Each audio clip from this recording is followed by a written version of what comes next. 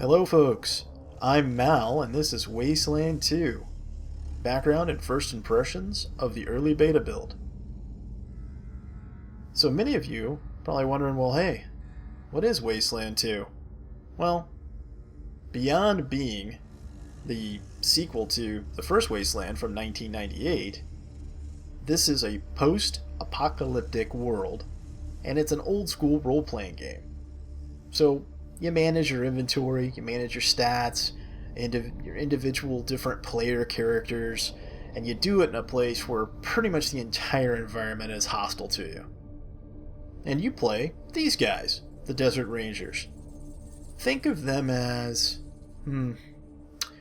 one part special operations soldier, some kind of spec ops soldier, combined with, some type of law enforcement. These are, I think, to some extent, right, these are inspired by the Old West kind of, rangers of the past.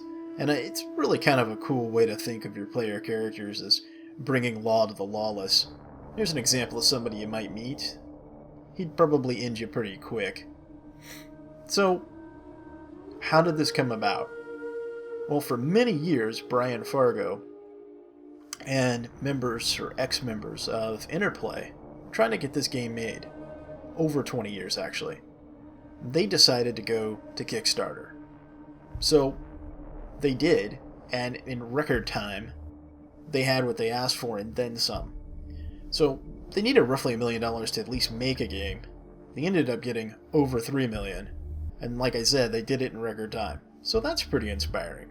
It also set the bar pretty high. People have been waiting 20 years for a game, then they've essentially prepaid for it as a backer. Whew, that's a lot of pressure. So, I certainly don't envy NXIL Entertainment. And I hope you guys continue to do good work. My initial impressions, I'm going to take you through those right now. Some interesting mechanics. First off, here's an example. Here's the strategic map. How you move around between, settlements or what have you, points of interest on the map. It works fair enough, and a lot of role-playing games, especially old-school role-playing games, use this kind of system. You'll also see the conversation system, which, I got mixed feelings about it. It's a combination of keywords, which are highlighted in the conversation, where you can ask questions or make a comment, or you can also type in things to sort of query who you're speaking with to see if you can get more information. I would say it works, it's functional, but at this point, not particularly intuitive. The map system, however, is pretty easy. As you can see here, there's a little symbol, shows us moving across the desert, and you click on the View Map button, click on your point of interest, and it'll auto-plot you along. In the bottom left, we have our radiation meter. You gotta keep an eye on that. Oh, what do we have here? That's right, random encounters. If you don't have a skill called Outdoorsman, you don't even get a chance to run. In this case, I met a group of wreckers trying to get to my first point of interest for my first quest, and these guys damn near killed me. I'm not kidding you. I mean, the name was apt because these guys were, totally screwing us up. And in one way, I was like, man, this is really harsh. And then I started thinking, hey, there's a lot of games that are not very forgiving, but the reason you really like them is because they're a challenge, right? That's been lost on more, I guess, quote-unquote modern games. I think that's one of the reasons why I'm in such love with games like XCOM, right? Because the game punishes you for your mistakes. And I'll tell you what, in this combat system, even though it has a lot of work that still needs to be done with it, that element is definitely there.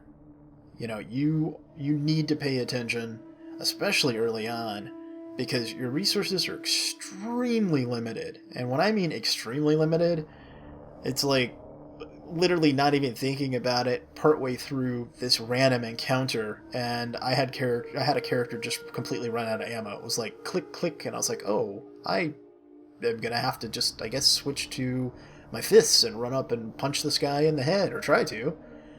And if you look at it here, one of the guys got got completely knocked unconscious and needed to be stabilized. Luckily, the doctor was still able to do so under fire and had enough action points. I like that. I also like the fact that you can get hurt and have things like, your teeth knocked out. It lowers your charisma, or you can get a leg broken, and, all of those kinds of things. That's really adds some depth and flavor to the game that I haven't seen anywhere else. So while the combat is still pretty wonky, it is, and it needs to be improved, and I'm certain that it will. There are a lot of things that, beyond my first glance, really are, or really does shine. And like I said, the conditions, the different combat conditions that you can get on your characters, or transversely that you can, impose on others, I think adds a lot to the game. Now, character creation, again, this is a beta, so you're going to get, I'm sure as more information is available, it'll be easier to create characters. My first set of characters, wow, I should have just taken the pre-generated ones, because I didn't really know what I was doing. I thought I had read enough, and I thought, I played the first game, and I played Fallout, and so, I can handle this.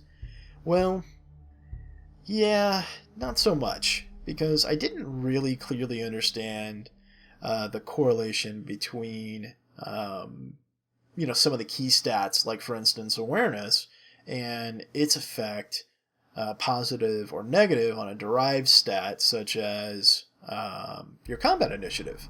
And if your combat initiative is low, you basically never get a chance to do anything in combat. And my initial party that I tested out the game with, I had several people that were like that. I had put most of their points in things like intelligence and in coordination, and it certainly wasn't in awareness. And I even took points out of awareness for a couple of those characters. And they were just completely ineffectual. But this complexity, though, this harkens back to old school RPGs, right? That you've got all these different stats, and they're derived stats, and you have to try to balance things out. Or if you want a power game and min-max it, then you can study every single component and try to figure out at this point in the game I'll have this many points, and I'll be able to achieve this or what have you, and you can plot everything out after you've played through the game, which is cool because it gives it replayability, right? And Exile's already saying that you're not going to see everything the first time you play through. You literally don't have the ability to. You take one path and another one's cut off from you, and you'll have to play through again to see it. So, between the complexity of the skill system, the stats, the story, and what have you, I really am hoping that holds to be true, that there will be replayability with the game, and that's something that's been missing in a lot of games, even games that claim to have that ultimately don't. I am seeing in this game that the complexity is there, and it's a good thing. That said, there needs to be, I don't know, maybe it's just me, but I see that like with the derived stats, they put the information off to the side. They do have descriptors for the skills and whatnot, but I don't know. So I can't quite put my finger on it, but it just needs to be more intuitive, more clear. Because it was a little bit confusing, and I'll admit it, really overwhelming. Here I am finishing off creating a character, and it was I was sort of like, whew, all right, I got one done, okay. And this was just for me to test out, to record some video to show you guys. But like I said, it wasn't necessarily as intuitive as it could be, and moving between screens and whatnot were a little bit challenging. So the ultimate question, is it worth your money to back it now via Steam? You know what? Here's the short answer. If you played the original Wasteland and you're a fan, then absolutely it is. I would jump on it right now and have some fun and help build the game. If not, it's still, I think, going to be a great game in the long run, and why don't you pick it up when it comes out? It should be out middle of next year, and maybe the price will be a little bit more palatable for you. But that was my initial impressions and first look. I hope you liked it, and I'll see you soon.